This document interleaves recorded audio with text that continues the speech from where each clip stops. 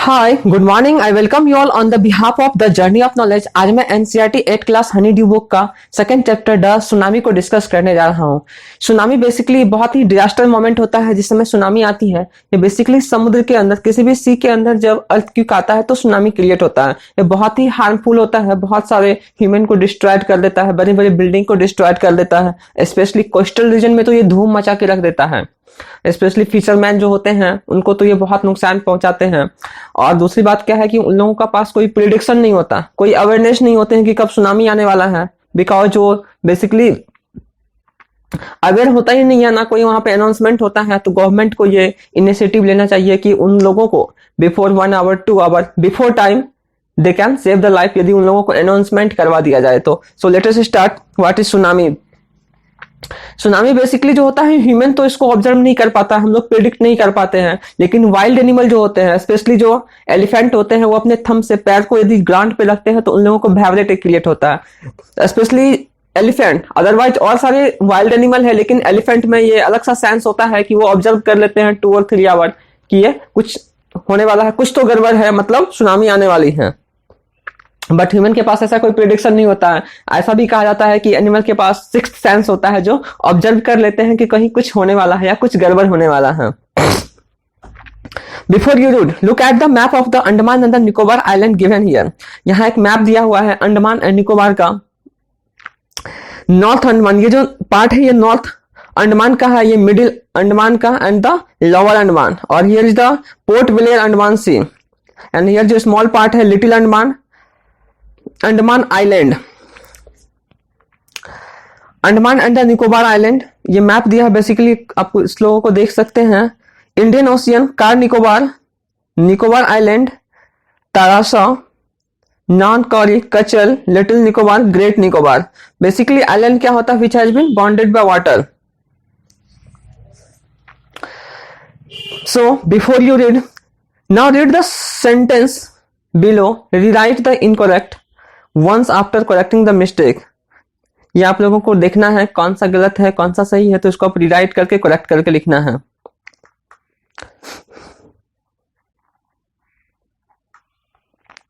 A tsunami is a very large and powerful waves caused by the earthquake under a sea. Tsunami क्या होता है?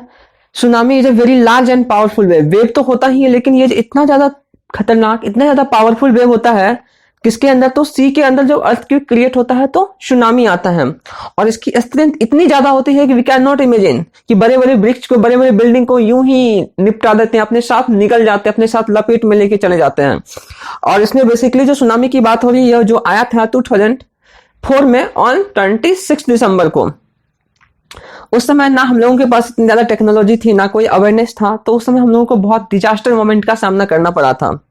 A tsunami hit Thailand and a part of India such as the Andaman and the Nicobar Island। ये जो 2004 में जो tsunami आई थी India के कुछ पार्ट में, Thailand and such of the Andaman and the Nicobar island को बहुत ही ज्यादा डिजास्टर मोमेंट का सामना करना पड़ा था। And the Tamil Nadu coast, Tamil Nadu भी कोस्टल रीजन है, तो स्पेशली ये जो सुनामी होता है कोस्टल रीजन को बहुत ही ज्यादा इफेक्ट करता है। Here are some stories of courage and the survival.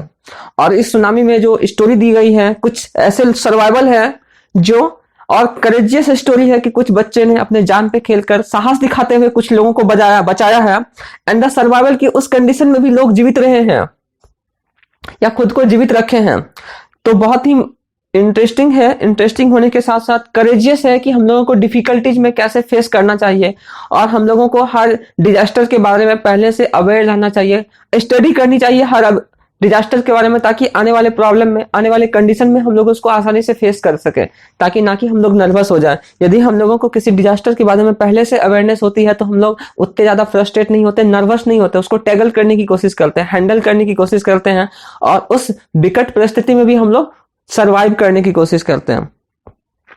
Did animal sense that a tsunami was coming? Some story suggest that they did. कुछ लोगों का मानना है, कुछ लोगों का क्या मानना है कि जो एनिमल के पास जो ना सिक्स्थ सेंस होते हैं, वो ऑब्जर्व कर लेता है, वो गैस कर लेता है कि कुछ गड़बड़ होने वाला है, मतलब सुनामी आने वाली है। लेकिन ह्यूमन के पास ऐसा कोई सेंस नहीं होता है। Some story suggest that they did. कुछ स्टोरी है, कुछ ऐसे फैक्ट है, साइंटिफिक फैक्ट है, जो ये डिसाइड करते हैं, जो ये प्रूव करते हैं कि हाँ एनिमल के पास सिक्स्थ सेंस होते हैं। Specially they know about the tsunami will come and the tsunami कुछ आने वाला है, इसका प्रिडिक्शन वो कर सकते हैं। बिकॉज जब जंगल में जब सुनामी आती है तो बेसिकली एलिफेंट जो होते हैं प्रिडिक्ट कर लेते हैं और वो चिंघारने लगते हैं, भागने लगते हैं, दौड़ने लगते हैं, वाइल्ड एनिमल जितने हैं। इनसे उन लोगों को लगता है कि कुछ तो गड़बड़ होने वाला है। सो पार्ट 1 बेसिकली ये 3 पार्ट में डिवाइड किया गया है। तो let's us start first part. These stories are all from the Andaman and the Nicobar archipelago. ये जो स्टोरी है बेसिकली अंडमान एंड निकोबार की है।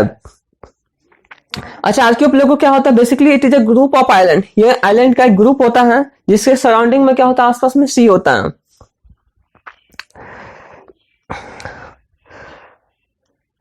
इन Jesus was the manager of the cooperative society in the कचल।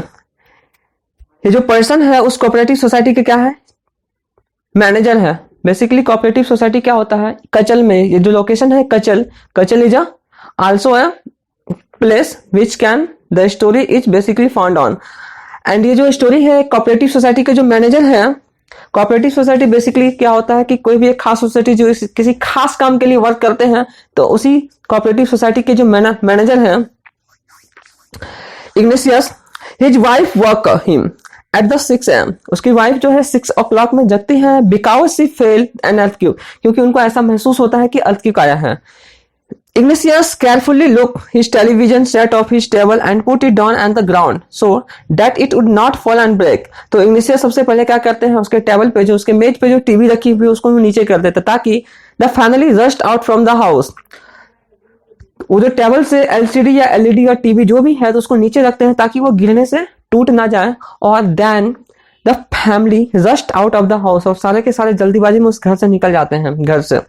Because हो सकता है कि जिस बिल्डिंग में वो लोग रह रहे हैं वो गिर जाए। When the tremors stopped, they saw the sea rising in the chaos and confusion.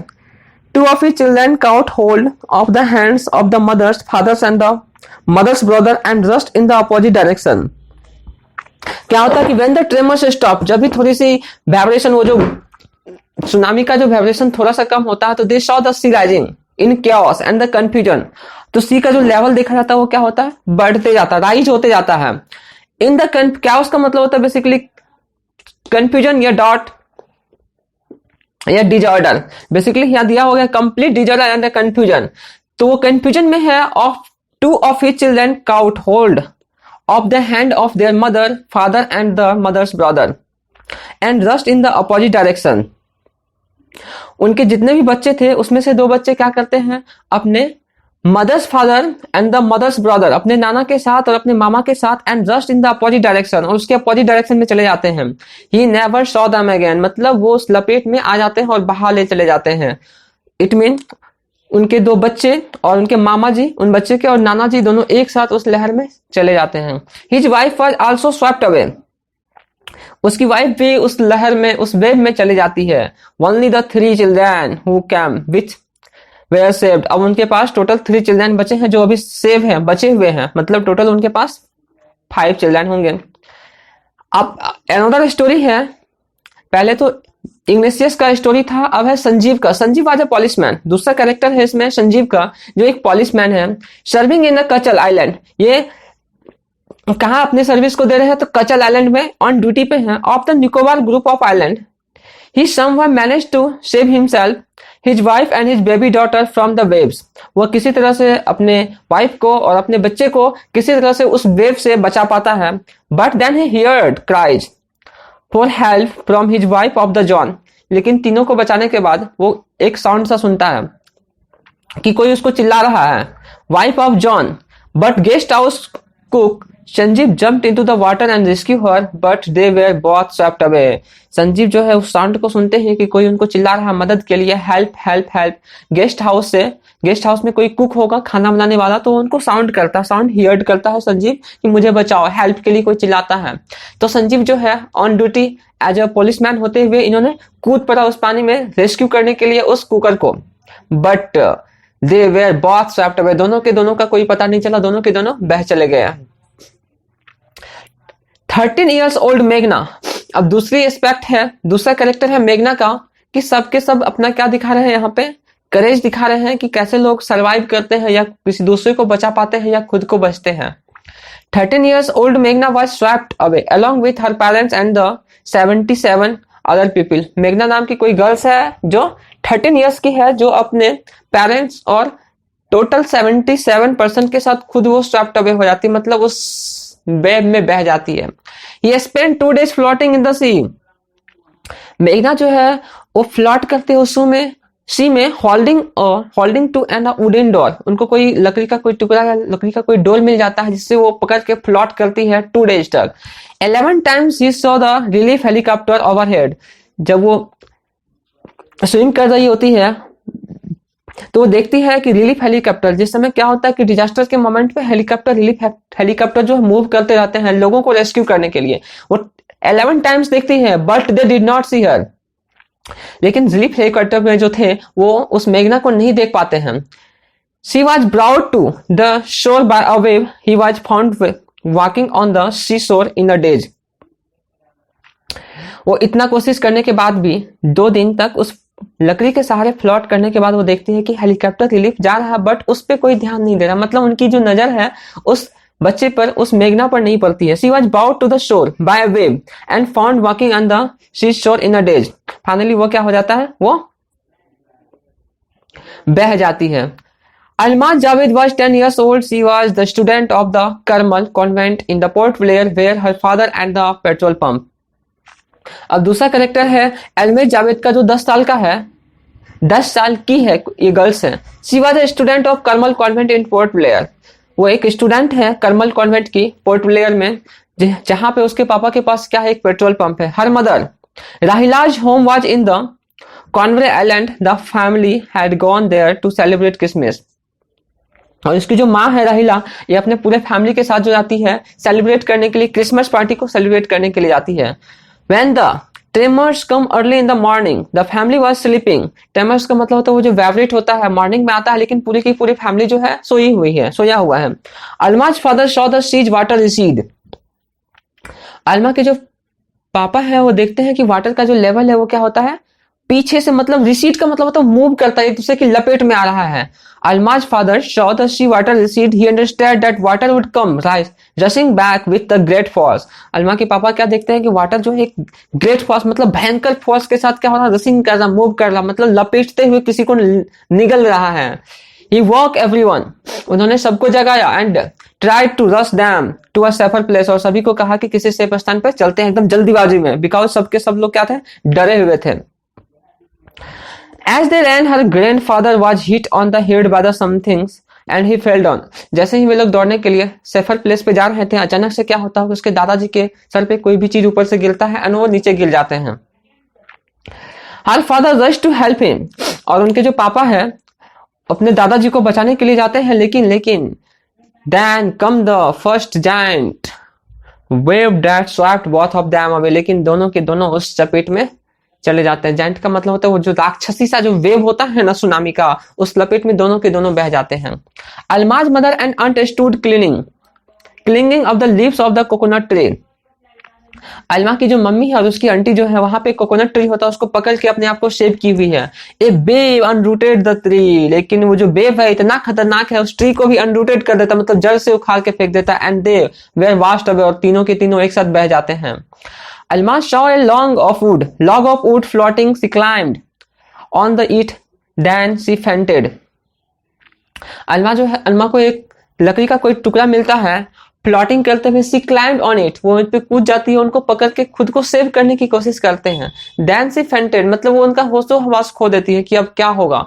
When she woke up, she was in the hospital. जब वो जगती है तो वो अपने आप को कहाँ पाती है, हॉस्पिटल में पाती है, इन कोमोर्टा। From there she was brought to Port Blair. अब उनको वहां से पोर्ट ब्लेयर में लाया जाता है, जहां से बेसिकली वो थी। A little girl does not want to talk about the incident with anyone. She is still traumatized. Basically वो जो मेघना है वो किसी से बात करना नहीं चाहती, वो इतनी ज्यादा डरी हुई कि अपना इंसिडेंट को किसी से शेयर करना नहीं चाहती। वो सबको खो चुकी है, आंट को, पापा को, ग्रैंडफादर को। एवरीथिंग वाज शी लॉस्ट, मतलब उनका कोई नहीं है, इतनी ज्यादा डरी हुई है, भयभीत है कि किसी से वो शेयर करना भी नहीं चाहती वो ट्रेमेंडस सिचुएशन को। अब पार्ट 2, अब दूसरी कैरेक्टर है इसमें जो अपना क्या दिखाई है, करेज दिखाई है, तो विच इज किली स्मिथ। ये जो है एक ब्रिटिश स्कूल की गर्ल है, ब्रिटिश है ये, was able to save many lives when the tsunami struck Phuket beach in the Thailand। ये जो टिली स्मिथ है, इन्होंने अपने करेज से बहुत लोगों की जान बचाई है। कहां पे? इन फकेट बीच, फकेट बीच में जो थाईलैंड में है। How she has one a number of awards. जाहिर सी बात है, जब हम लोग करेज दिखाते हैं या अपने देश के लिए कुछ भी कर जाते हैं, देश के लिए, सोसाइटी के लिए, अपने समाज के लिए, तो हम लोगों को कुछ ना कुछ अवार्ड मिलता है। तो टिली स्मिथ को बहुत सारा अवार्ड मिला। Her parents have not allowed their daughter to be interviewed on. जब हम लोग सक्सेस हो जाते हैं तो हम लोगों को बड़े बड़े इंटरव्यूअर के सामने इंटरव्यू देना पड़ता है, अपने सक्सेस स्टोरी के बारे में बताना पड़ता है, अपने क्रेज को बताना पड़ता है। लेकिन इनके जो फादर थे, इनके जो पेरेंट्स थे, वो अलाउ नहीं करते थे कि मेरी बेटी किसी के सामने इंटरव्यू दे। Television and make into the heroine. Heroine का बेसिकली यहाँ मीनिंग है फिल्म स्टार नहीं। बेसिकली जब हम लोग कुछ नया करते हैं तो हीरो का दूसरा एस्पेक्ट ये भी होता है, जब हम लोग किसी को करेज दिखाते हैं, अपने करेज से लोगों की जान बचाते हैं, तो we can say he is a heroine and she is a heroine. Why do you think they took that decision. उनके पापा नहीं चाहते थे कि वो ऐसा कोई डिसीजन ले, वो अपना करेज दिखाएं लोगों को बचाने के लिए और टेलीविजन के सामने अपना interview they. Now here is a story of the Thailand.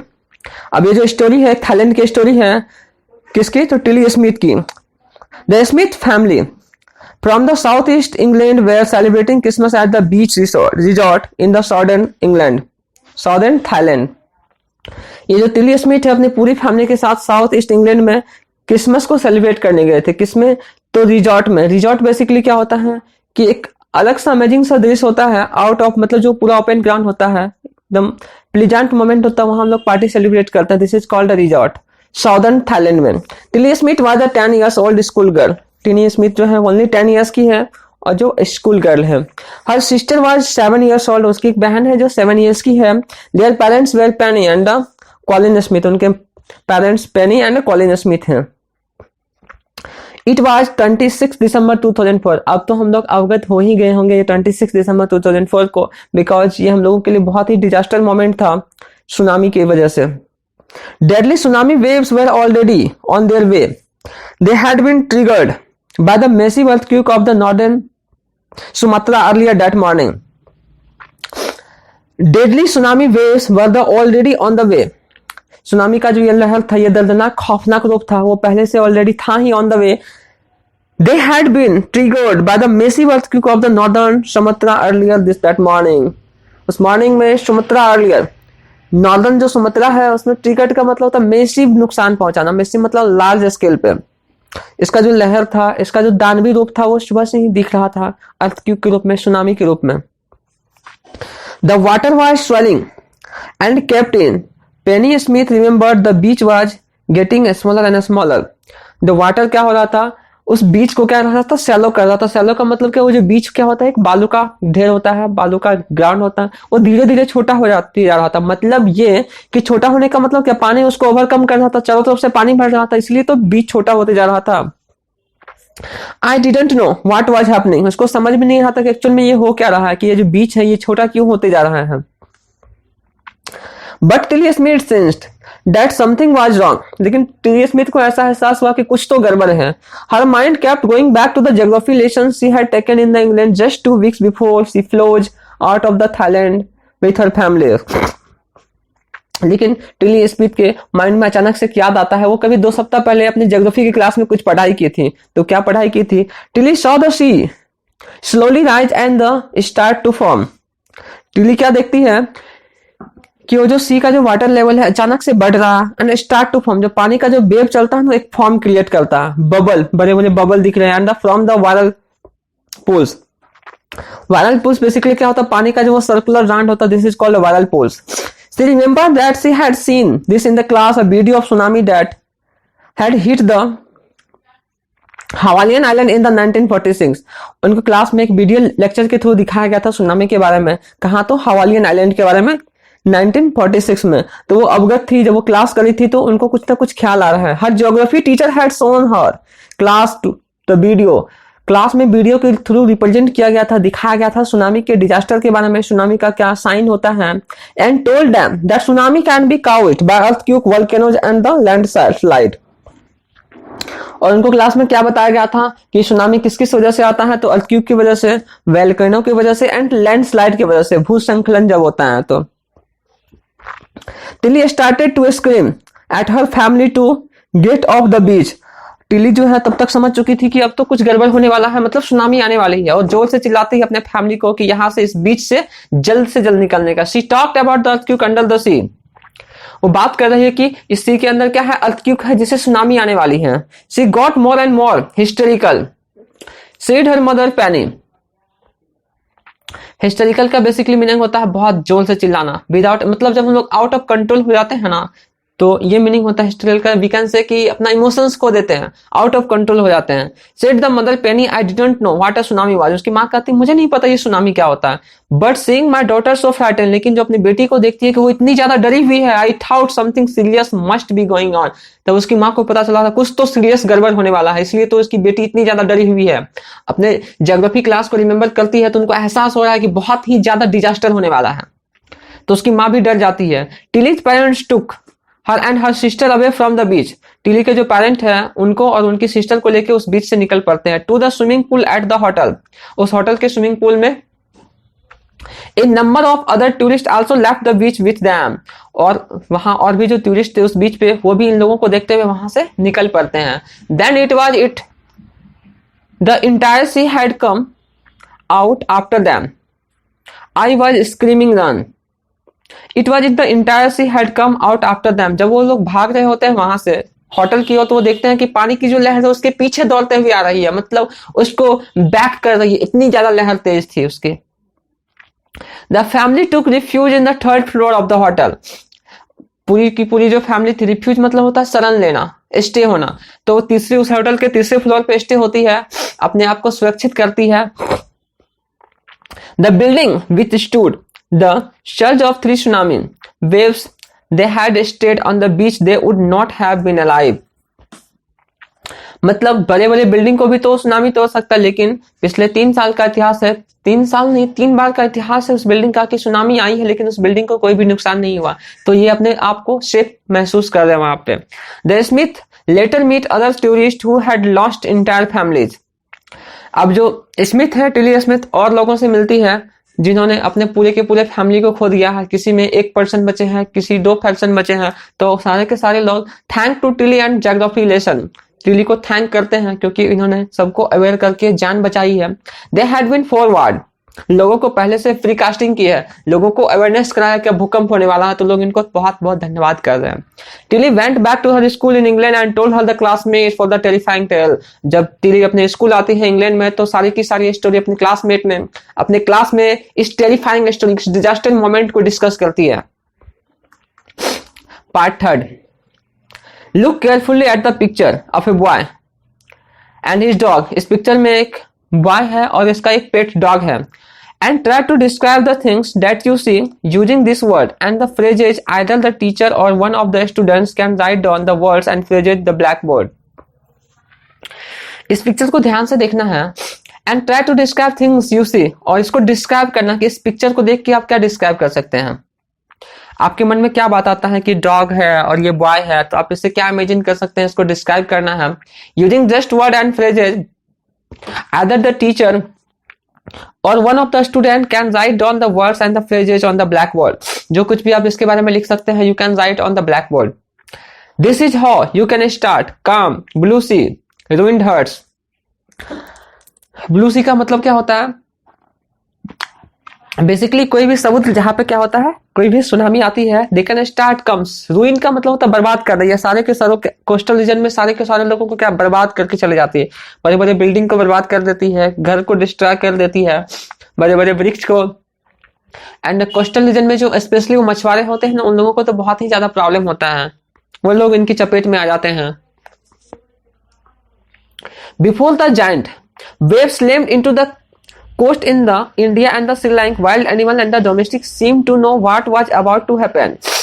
अच्छा, ये जो स्टोरी है थर्ड पार्ट में, इंडिया एंड श्रीलंका का जब कोस्टल रीजन में वेव आता है, तो वहां के जितने भी डोमेस्टिक एनिमल है, seemed to know what was about to happen, उन लोगों को ऐसा महसूस हो जाता है कि क्या हो रहा है, ये कुछ तो होने वाला है।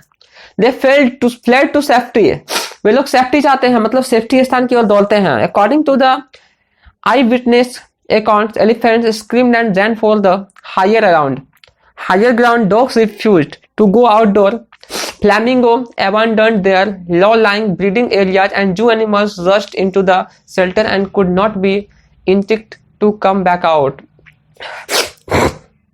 ये जो एनिमल है इन लोगों को पहले से ही एहसास हो जाता है, स्पेशली एलिमेंट है जो स्क्रीम करने लगते हैं, चिल्लाने लगते हैं, मतलब दहाड़ने लगते हैं अपने पैरों से और भागने लगते हैं ताकि लोगों को एहसास हो सके कि ये कुछ गड़बड़ होने वाला है, इट मीन सुनामी आने वाली है। डॉग जो होते हैं बेसिकली वो बाहर जाना बहुत पसंद करते हैं, लेकिन उस टाइम पे जब डॉग को फील हो जाता है कि सुनामी आने वाला है तो वो दे कांट गो आउटसाइड, वो जाना बाहर नहीं चाहते, बिल्कुल भी नहीं।